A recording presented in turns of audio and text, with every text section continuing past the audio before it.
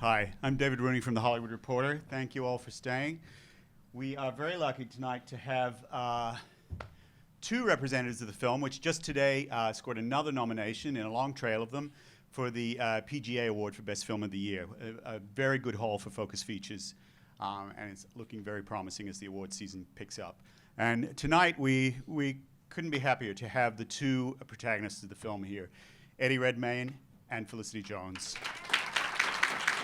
As Stephen Hawking and Jane Wilde Hawking.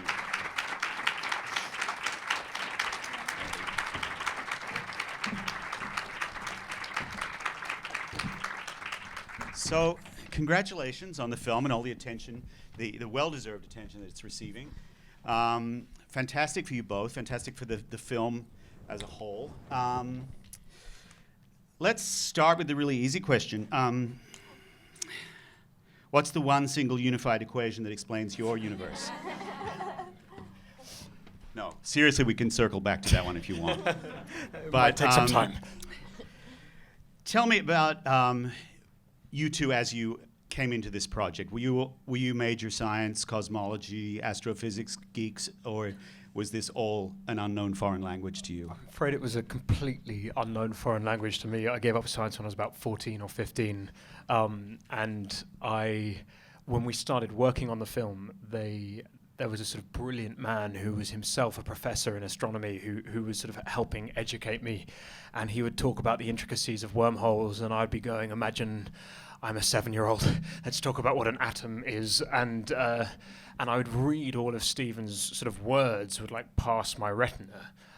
But what I understood was a totally different question. And you go to these incredibly complicated websites and then sort of astronomyforkids.org. But it was, fortunately, actually, Felicity studied English, and James, our director, studied English, and I studied history of art at university. And so the three of us together, it made for some quite comedic sort of rehearsals, us trying to explain to each other what we thought. Exactly. But no, fortunately, we had some brilliant people to educate us, but it took a while for me anyway. And you, Felicity? I mean, we tried our best. It was a lot of sort of long conversations trying to work out black holes, and we'd think that we'd sort of worked it out and be able to explain it, and then 10 minutes later it's just gone and you have no idea what you're talking about. So it was very much leaving the physics side to the experts. Well, in a sense, Stephen says in the film that what he's looking for is a simple, eloquent explanation. And to me, that is what James Marsh, the director, and the screenwriter, Anthony McCarter, have done with this film. They have taken potentially indigestible, difficult subject matter and made it actually accessible and immediate so that we're all in there with these discoveries. I mean, was that the same for you participating in the film? I think that what's complicated about depicting Stephen's achievements scientifically is that you need quite a serious amount of base knowledge before you can understand how important the intricate things which he has discovered have been. For me, that idea of one simple, elegant equation was almost the notion of perfection, and I always sort of related it somehow to acting, and quite often people say, when you do a play, how can you do it for 6 months? How can you do the same thing again and again? And the answer is because you never get it right, and you go back each night trying to sort of make better what you did the day before, and to strive for perfection with the knowledge that you won't ever actually achieve it.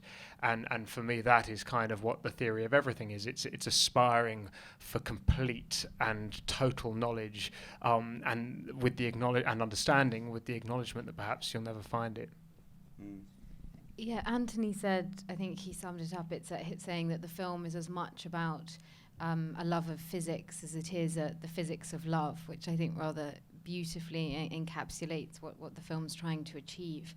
But what I liked about it early on reading the script is that in many ways the film is this endeavor to try and explain why we're here, and Jane is using faith and God to do that, and Stephen is using science, but their missions are the same, is trying understand the sort of the purpose of our lives, but just doing it in very different ways. And they fit together beautifully. I think especially the breakup scene where you give her that little bit of belief in God, and it's like a meeting of the two that comes at the point of departure, of separation. I mean, I think that's quite a beautiful, poignant scene.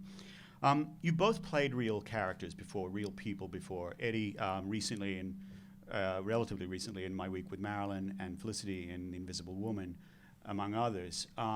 But perhaps not real people who are such important figures and who are very much still with us, one of whom happens to be one of the greatest brains on the planet. Is there an added sense of responsibility with that?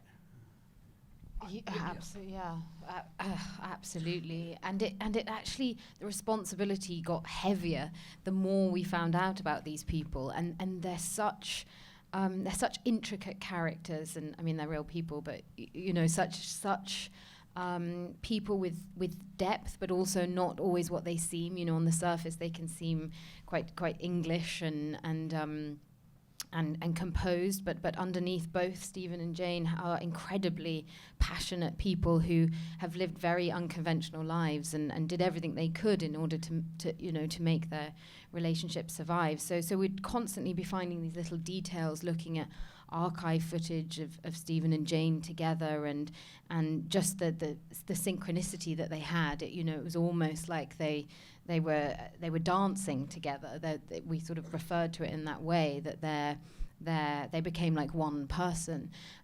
So just the more detail we found in reality, we wanted to put on the screen. So it did constantly felt like, you'd finish work at the end of the day and you wouldn't be able to quite switch off, because you'd think, is there another little, can we bring more to it? Because they have such sort of humor and vivacity as people.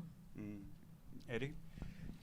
I think definitely it sort of raised the stakes for us, and in the most simple way, as Felicity was saying, it got more complicated because the more these people allowed you into their lives and introduced you to their children, and to, I remember meeting Jane for the first time, and Felicity had already spent some time with her, and I walked in and they were literally in her wardrobe.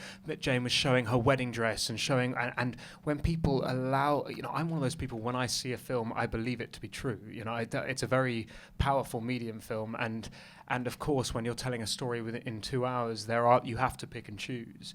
And so the responsibility, as they trusted us, it felt there was more and more weight. But it wasn't just the responsibility to them, it was the responsibility to the science, to the specifics of that. It was the responsibility in preparing for the role. Felicity and I spent 3 or 4 months going to an ALS clinic in London and met maybe 30 or 40 people and their families who were suffering from ALS, and some of those people invited us into their homes, and that generosity meant that you absolutely had to be rigorous with making sure you got the disease right, and so there were we both played people in the past before, and I think when I was doing My Week with Marilyn, if I were to do it again, I would be much more sensitive to what Michelle was going through, because the stakes do feel a wee bit higher.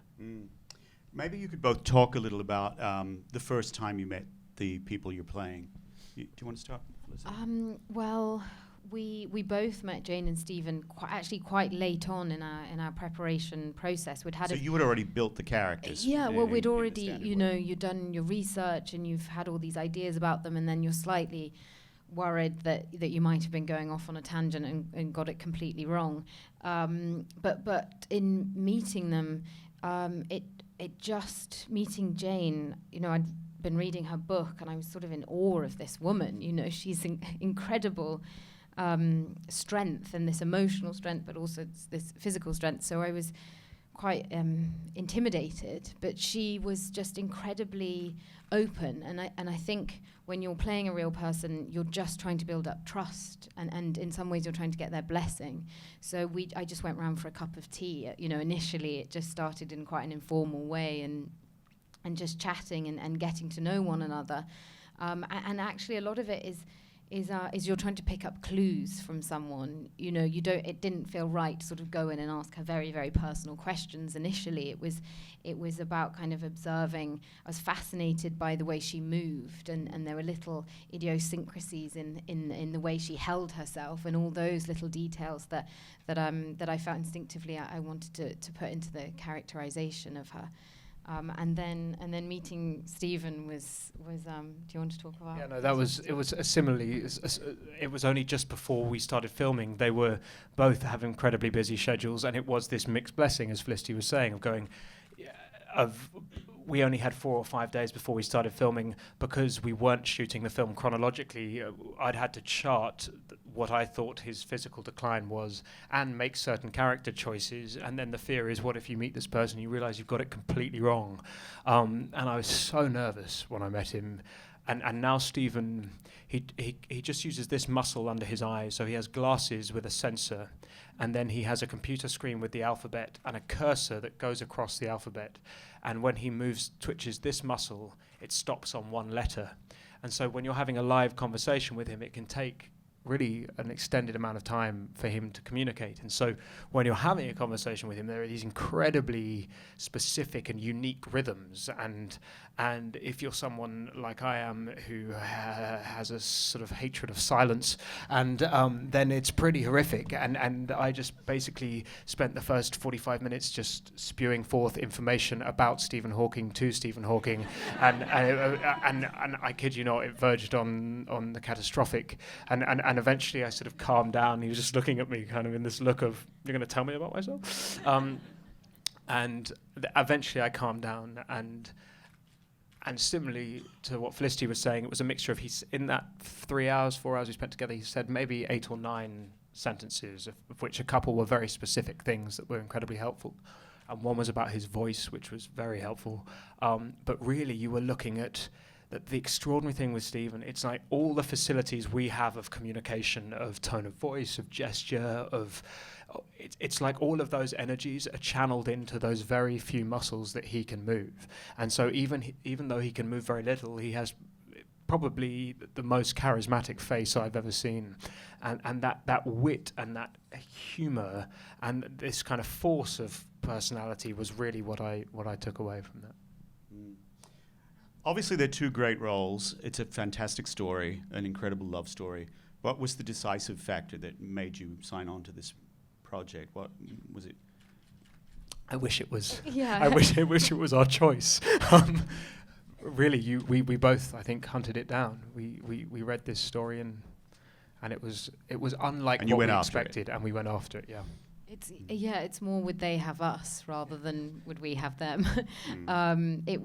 It's one of those scripts that you don't get very often where it's just, you know, it's so character driven, and that's such a rare thing now that that you really go for it when you read it. And it was about trying to impress James really and convince him that we could take on these roles. We'll talk in a little while about the physical side of the performance, particularly of Eddie's performance as Stephen, but also Felicity's, because there's a lot of physicality required in being a full-time caregiver for a loved one. But first of all, you're both playing a 20-year arc. How did you do that? Aside from the obvious tricks, the makeup, the hair, and the wardrobe, how did you age your characters 20 years? Well, I mean, certainly from Stephen's point of view, it was one, you know, there was a lot of help from obviously his physical deterioration, his vocal deterioration, the changes, the shifts in fashion, all of those things you're talking about. What was interesting for me was this idea of dependency. And you know, many of the people I met who were suffering from ALS, one of the first things they would tell me was how independent they were as people, and what it's like to have that dependency or independence taken away, and negotiating that was part of the sort of aging thing for me. Really, is like, what choice do you make if you're someone that is independent and yet you suddenly become entirely dependent? Do you thank, if everything that is done for you, you thank that person for? How do you live with the guilt of that? And there's something in Stephen which I think he had from the beginning, but I describe it as a kind of Lord of Misrule quality. There's a mischief to him which you're aware of when you meet him, and it's almost, there is I don't want to say it's not childlike, but there is something kind of, and he plays with that, and he plays sort of up to that, and so there was that. It was almost like I wanted to retain that glint in his eye that he had when he was young, because I felt like a lot of the physical work was going to do the aging side of it for me. And that is still there right up until the end of the film, and certainly in his initial exchanges with Elaine, there is a real sense of mischief there. Felicity? Well, it was very much you approach it in terms of costume, how that shifts and changes as someone gets older, the different aesthetic choices they make, and then obviously hair and makeup, as you said, is a huge part of it. But with Jane, it was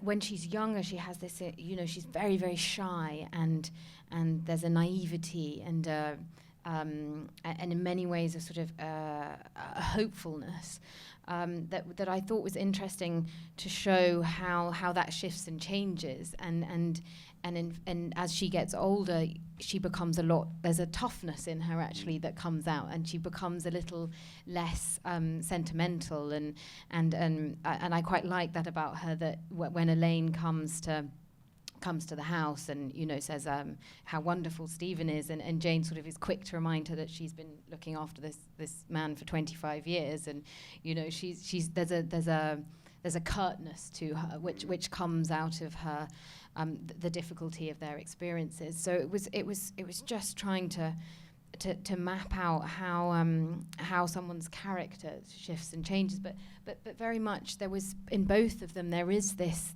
innocent quality. And I remember very early on seeing Jane when I went round to the house. She was looking at these old pictures of her and Stephen when they first met, and she was sitting cross-legged on the floor, and just at that moment, I just felt how strong this love was. That even now, she was married to someone else, and they'd been through a divorce, but still, and it was a different kind of love, but still there was this huge connection between them. And I remember feeling that was such an important part of playing her. Eddie, tell us about the physical challenges of the role. I mean, you are performing on set all day with distorting your limbs, your joints. I mean, there's got to be a lot of physical discomfort. How did you get in and out of that every day? What help did you have? I understand you worked with a dancer. Yeah, Can you tell us about that? Absolutely. It was one of those things when the great gift that James, the director, gave us, both Felicity and I, is from when we were cast, we had about 4 months in which we had our own time to prep, and we knew that we weren't going to be able to shoot chronologically because of budget reasons, and so we knew that within the same day you'd have to shift to playing Stephen and Jane in completely different periods in their lives. When you meet Stephen and Jane, or even reading about them, the illness couldn't be less important to Stephen. It's something that he was diagnosed with. It was a brutal diagnosis. The way in which it was handled was bad. And he is someone that lives forward and lives incredibly passionately and fully. And in that sense, I wanted to be sure that when I read the script, it was a film about love and the complications and the boundaries and all the different guises of love. It wasn't a film about a disease. And so what was important for me was to work on the physicality in those months beforehand, in order that when it came to the two of us working together on set, we were just playing the emotional story. And my instinct with it was to learn the stages of physicality, to educate myself, and then learn them like dance. And so I went to this ALS clinic in London for 4 months, and you would meet patients at different stages. With motor neuron disease or ALS, you have what are called upper neurons and lower neurons. And if your upper neurons stop working, there is a kind of rigid quality. And if your lower neurons stop working, there's a wilting, a kind of softness. And ALS is a combination of those two things, but how it manifests itself in each patient is unique.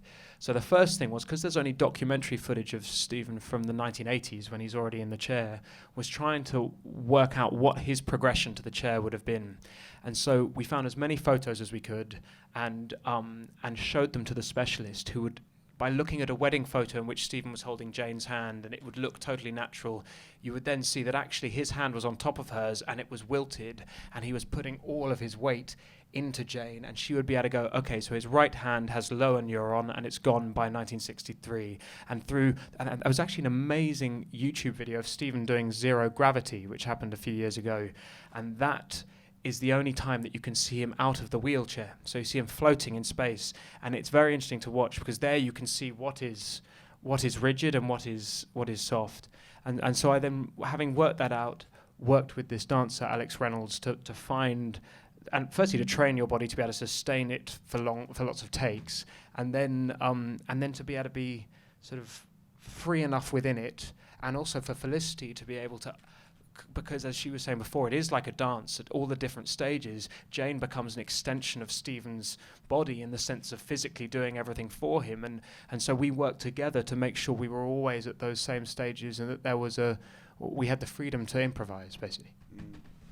Felicity, what about the physical side of your performance? Because, I mean, what we really see in this film, I think the key thing I took away from your performance is the incredible empathy that the film brings to your character and to the role of the caregiver.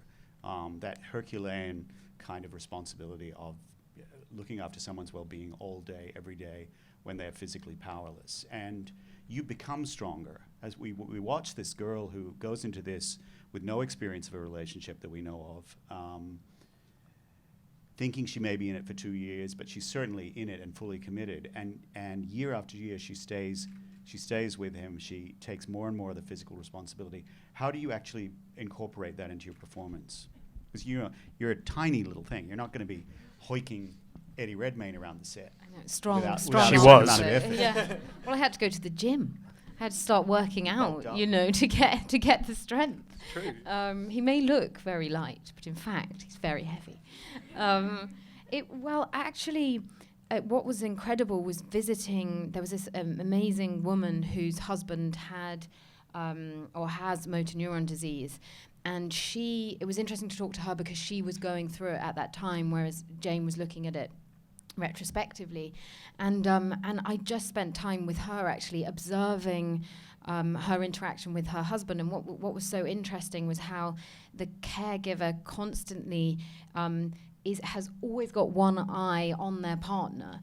And it's actually a moment that we found in the archive footage when Jane is talking to someone else, and Stephen's in the chair next to her, and at this point he's lost the ability in his muscles to bring his head back, and so his head would fall forward, and it's a rather beautiful moment where Jane is talking, but she just completely instinctively just takes her hand and pushes Stephen's head back onto the back of the chair, and so it's almost like it's a sixth sense for that other person.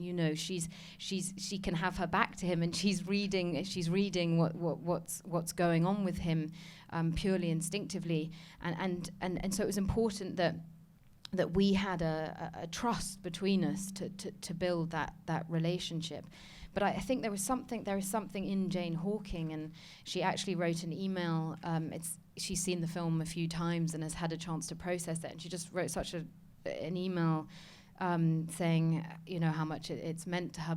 But it's actually, I felt like, saying back to her that she does have this profound spirit of giving, and was constantly drawing on this personal strength to maintain their relationship. And I think it was always about maintaining Stephen's dignity. That's what was so important for both of them, was that she was constantly she never saw the disease, for both of them. It was always it's Stephen, and making sure that he could live the fullest life he could. There are amazing things that Jane did, one of which was in the original we shot, which is she did a huge amount for disabled rights, because Stephen was so high profile, and we think of not only disabled rights but access being something that we take for granted maybe now, but how it's still limited in many places. But there was a scene just at the end where you see Stephen and Jane in the garden at Buckingham Palace. There was a scene just moments before that shot you see, in which Jane's giving the sort of the Queen's staff are bollocking for not having disabled access to the, but what she did was really extraordinary. I mean, she fought many, many, many battles, Jane. While this film was being made, there was an extraordinary explosion of attention around ALS, above all with the ubiquitous ice bucket challenge. I mean, with all of that happening and all this renewed attention around the disease, was that like, great, this is going to help us sell our movie, or, oh my God, we have to get it right? No, it definitely wasn't the former. Frankly, in the experience that we had prepping for the film, and going to these clinics, and what would happen at the clinic is Dr. Katie Seidel, who was the specialist we were working with, would meet the people who were suffering from ALS. At the end of her session, she'd go, by the way, there are some actors here playing Stephen Hawking and Jane Hall. Would you be interested in meeting them? And we would go, and they were very generous to us. But what was absolutely apparent was this specialist could do nothing. There is no cure to ALS. It's been around for over 100 years. People still don't really know the cause. And that's a lot to do with the amount of money that's been put into research. And what was astounding for us, it was once we had finished the film and the Ice Bucket Challenge started, and some people were like, oh, all these celebrities are jumping on the back of it and all this. And you go, well, you can be as cynical as you want, but frankly, every dollar or pound, in the UK that it's making towards that can only be a good thing. And I hope that, I feel like the term ALS became really well known, but I'm not sure that some people necessarily knew what it was. And I hoped that our film would really demonstrate the physical and emotional cost of the disease. But also remember, Stephen was given 2 to 5 years or to 10 years, which is the normal diagnosis, and he's the one who superseded all those odds. So it's now in his 70s, right? Yeah. There are a lot of moments in the film I think are particularly beautiful, but one that is almost a throwaway moment is, I think, when Jane's lovely, sensible mum, played by Emily Watson, says, go and join the choir. You need that 1 hour a week. And I think that's something, if you read any literature about full-time care, particularly for a loved one, that escape valve is something that is essential for everybody. And I love what happens to her character there, and the way we remain invested in her. The empathy is always with her, and yet at the same time, we see another side of her. We see her. There's a lightness to her in the scenes with Jonathan, and you see her for the first time experiencing what could be an unencumbered relationship. I mean, was it difficult to transition in and out of that without feeling like you were betraying the character or making her dishonest in her relationship with Stephen? It was quite tricky to navigate, absolutely, because. And that's partly what I loved about the script, is that it felt very unusual to be exploring a woman who at a point in her life falls in love with 2 men for very different reasons. But absolutely, but for all of us, we were constantly just trying to maintain empathy, because all of them are coming from a very understandable situation, and none of us wanted to be the good guy or the bad guy. It was always trying to show the complication of that, that scenario. And for Jane at that point, it's very much that she just needs another support system. And actually, going back to raising money for ALS, when someone gets the disease, you lose an essential one half of the income into the household. And actually, Jane and Stephen didn't have any money. It wasn't until Stephen started making money with his books that they could afford to have nursing care. So very much Jane was taking the full responsibility of that. So when she finds her faith and the singing, that's her, that's a way for her. She sees that alongside Jonathan, actually. I mean, it could be a contradiction, but it's all to try and keep the family together. It's just quite an unconventional way of doing it, is that the aim is to try and keep her and Stephen and the family united, and Jonathan becomes an essential support system for all of them. And in many ways, it's a love story, not just between Jane and Jonathan or Jane and Stephen. There's a love. I mean, it's a different kind of love, but there's a love between Stephen and Jonathan. I like the fact that there are kind of symmetrical scenes with Stephen and Jane, and later with Stephen and Jonathan, in which he seems to be tacitly giving them permission to fall in love. Do you agree with that? I think it was. I think that area of the relationship was incredibly complicated, and this whole thing of the guilt that I was talking about, and whether you thank someone and continue to thank them, and but what it must also feel like to watch your wife with an able-bodied man at dinner, and how that must make you feel. But at the same point, I don't think they could imagine. They'd become so intrinsically linked, symbiotic almost. I don't think either of them could imagine a life without. And certainly when it came to the scene when they part ways, for me it was because Stephen had met someone and realised there was another way and could see this relationship burgeoning and so it was a sort of letting go almost rather than a sort of breaking up. And it's such a unique breakup scene because you're communicating with a disembodied, robotic, American accented voice that is not your husband's in the film. Well, actually, we were just watching the end of the film just now, and I was just thinking at that moment almost when Jane gives Stephen the clicker for the machine. In some ways, that she knows that may be the end of their relationship because it's been so codependent. That gives him a freedom, the freedom of to have a voice, and absolutely, it's that scene when they part is profoundly difficult for both of them. They have so many beautiful scenes together. I mean, things that are almost throwaways, but the Sunday roast scene I just love with Stephen's family. It's so beautifully played, and I'm a big fan of Simon McBurney, who is just a theatre genius. So seeing him turn up as your dad was great, and for all of the actors, for us, for both David Felicity and Thewlis I, is like always every day wonderful. there was someone extraordinary coming to set. We couldn't even believe that they'd said yes, frankly. But Simon McBurney and actually the whole Hawking family. Jane writes a lot about how you would go around for Sunday lunch at the Hawkings, and the children would just be sitting there reading books, and whilst lunch was going on, and they were quite an eccentric family. They drove a London taxi cab, I think, but no, across the board it was an amazing. But it's one of so many beautiful scenes that I love the cleaning his glasses, and of course the dance at the May Ball and the croquet match. Do you have a favorite? Was there one that was particularly pleasurable to do, or particularly tough to do? I don't know about pleasurable. I think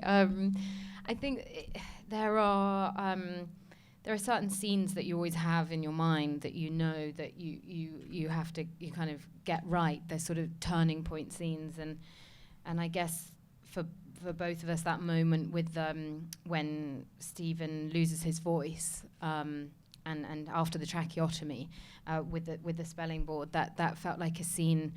In many ways, it's almost like that's when they break up. That's actually the moment when they can't communicate properly with each other anymore, and it's symbolic that there's a board between them, that they're no longer, the relationship isn't working then, even though it's a few years later that they actually split up. It felt like that was a huge turning point for the story. So you always have those scenes in your head that you're slightly dreading, because they're waiting, and you're just you sort of are quite tentative about your preparation for them. But actually that scene was so beautifully composed by Anthony.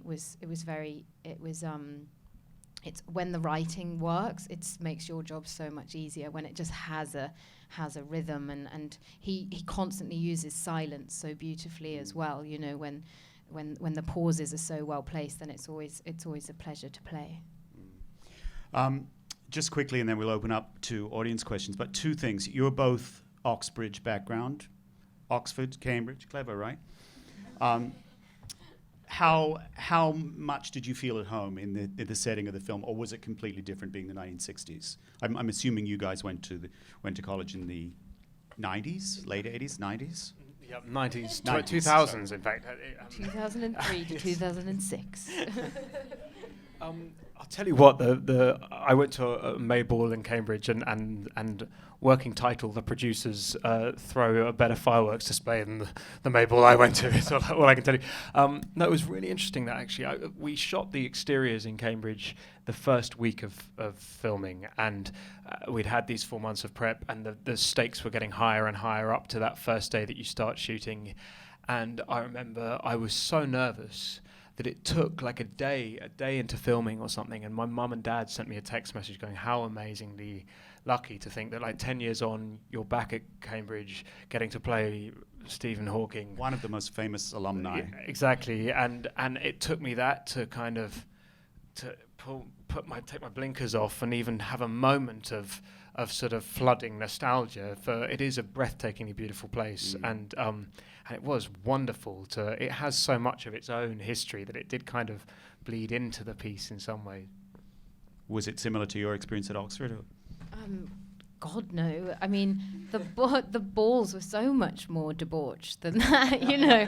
By the end of them, everyone's sort of rolling around on the grass, you know, in full sort of terrible drunkenness. It was, but it is, they're actually, you do forget, you sort of take it for granted how, because you're so sort of, you know, focused on the scene, how beautiful those places are, and they are, and actually kind of untouched by time as well. Absolutely, they are. They're sort of little bubbles of history. Absolutely, but it's interesting how Cambridge actually is almost like another character in the film in some ways. You know, it's very different from an on. American Ivy League college. I mean, totally different ball game, I think, in terms of atmosphere and history. Well, it's interesting. One thing I remember watching Chariots of Fire just before we started making the film, and that film starts with a sort of big shot of King's Cambridge, again the same sort of area that we were shooting, and it had like 5,000 extras, period cars, all of Cambridge seemed to be closed down. It did make me laugh when it's David Putnam money. There you go. That's a lot more money than Eric Filmer. So when we started, I remember it being like one street with one dude going past on a bicycle, and that was our opening. The same guy, Same just guy. going like backwards and forwards, different wigs on. So just finally, before we open up, maybe a word about James Marsh. I think James Marsh is probably more than any other director working today, just moves fluidly between documentary and narrative with a grace and an accomplishment that very few directors can match. I'm a huge fan of Man on Wire and Project Nim, great documentaries. But also I think Shadow Dancer was a really underappreciated film, a terrific movie from a couple of years ago that wasn't seen by nearly enough people. And this one, thankfully, is remedying that and getting his work seen. I wonder are you aware in any way that his background in nonfiction filmmaking informs his work on this or not? Absolutely, I feel 100%. James is an incredibly perceptive, sensitive director, and his extraordinary skill is that he stands back actually, and that takes a lot of bravery to do as a director, and he lets you take hold of the characters so completely that you're pleasing the characters. You know, you become obsessive about them rather than trying to please the director, which is a magical thing to do, so that we felt total ownership over them, and he makes you feel safe that you're in an environment actually where you can make a fool of yourself and experiment and make mistakes, and he'll protect you in that. But I feel he does shoot a lot. So we did lots and lots of takes. There is a lot of material because, as with his documentaries, he loves the edit. That's his favorite part of the process. So we always were our instinct was to give James lots and lots of material, knowing that he would have lots to play with in the edit to really hone the story. And the other thing is that what was so interesting about this film is that every department, every aspect of everything affected everything else. So anything you were doing physically, if it was costumed incorrectly and wasn't exposed, then it would be doing nothing. And similarly, that would have ramifications on the makeup. And then what camera angle you were being shot from, for example, because Stephen loses a lot of weight throughout his illness, but we weren't shooting chronologically, they would do brilliantly clever things like oversize the wheelchairs, or the camera angles would shift and change. And the amazing thing that James does is he emboldens every department. And what Felicity was saying about allowing you to make mistakes, he will hear everyone. I describe him as like the great conductor. He will hear everyone's voice and then make his own and so the notion of collaboration, which I think is one that's kind of flung around quite a lot, really we did feel like there was this team of people all working together. Let's hear from the audience. Any questions? Don't be shy. No hands? Okay, right here. Preparing physically is obviously a huge part of this role, but how do you prepare the emotional side of this relationship? It goes through so many ups and downs, and just through the physicality, how do you even begin? But just recap the question for the people who couldn't hear at the back. The physical side is obviously a big part of the performance, but how do you prepare for the emotional roller coaster of the ups and downs of what the characters go through? Well, we actually, Eddie and I both have worked in theatre together, and so we've worked actually with the same director in different plays, and one thing we've learnt from that is just having rehearsal time, and that is so key because it really gives you a chance to lose some of your self-consciousness actually, and because we just had each other a lot of the time, and it was about really trusting that other person, and that came from having those few weeks just to be. It would be James, Eddie, and I in a room in London, just trying things out, and also just getting to know each other. So that was a huge part of it, and feeling. And actually, Eddie and I would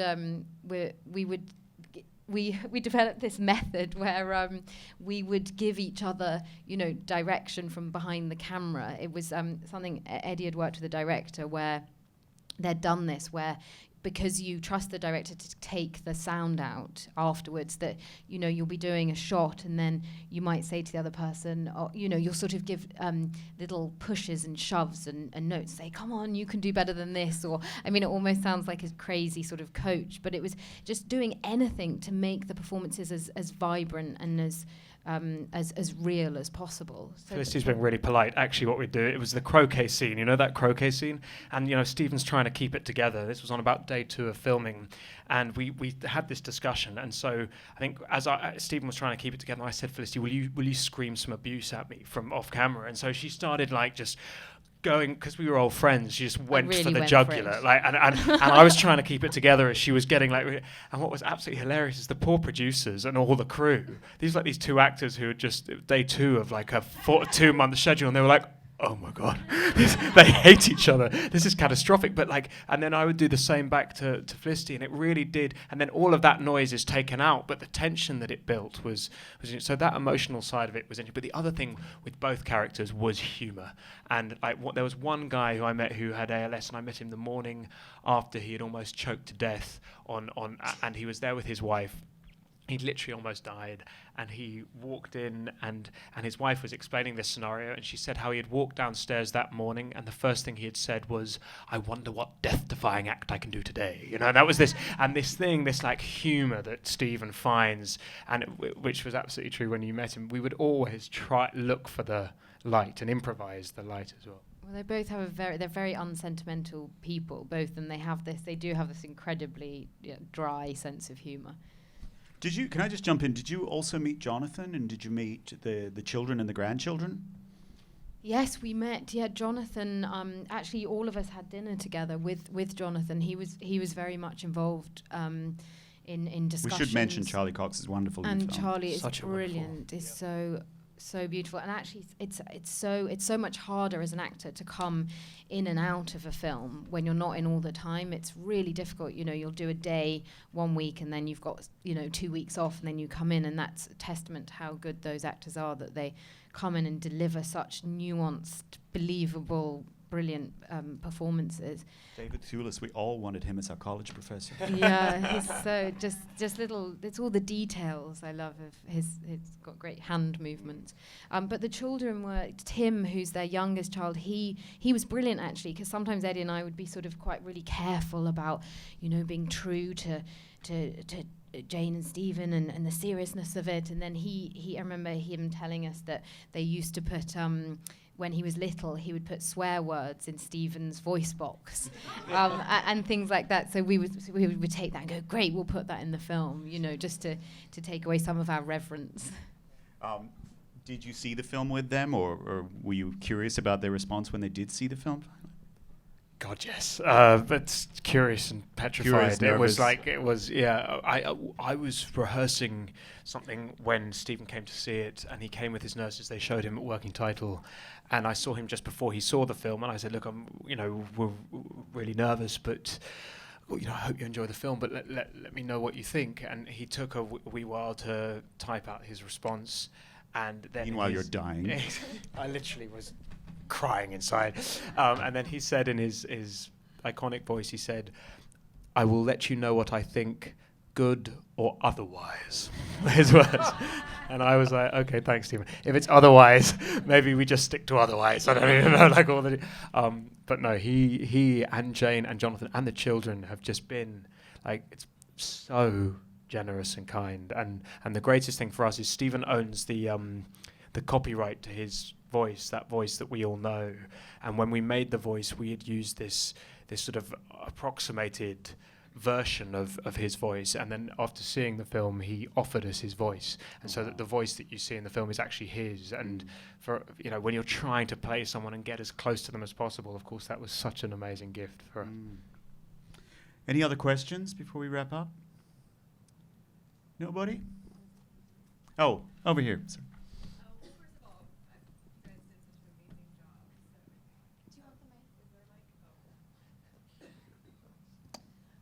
Hello. First of all, you guys just did such an amazing job, so congratulations.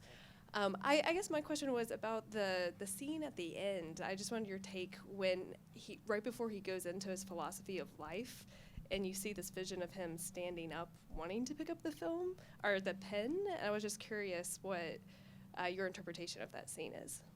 That was a scene that when I read the script, it always kind of floored me for some reason, and it was something that after spending time with Stephen kind of made even more sense, which was, yes, he has humour, yes, he's lived fully, he lives passionately, he really has made the best, and you will always find him being a great optimist despite the circumstances. But from every single ALS patient I met, including one gentleman called Glenn, who, that scene when they're at the kitchen, when they're at the dinner table after he's got the PhD and everyone's eating, and just the most simple dexterity that we all take for granted becomes something that is... like that's profound loss. And for me, that scene was always about, yes, he has managed to live this full impact, but let us not forget for a second that the most basic things and capabilities that we have are not. It's to underline and reaffirm that is not forgotten. Yeah. Before we wrap up, what's next for the two of you?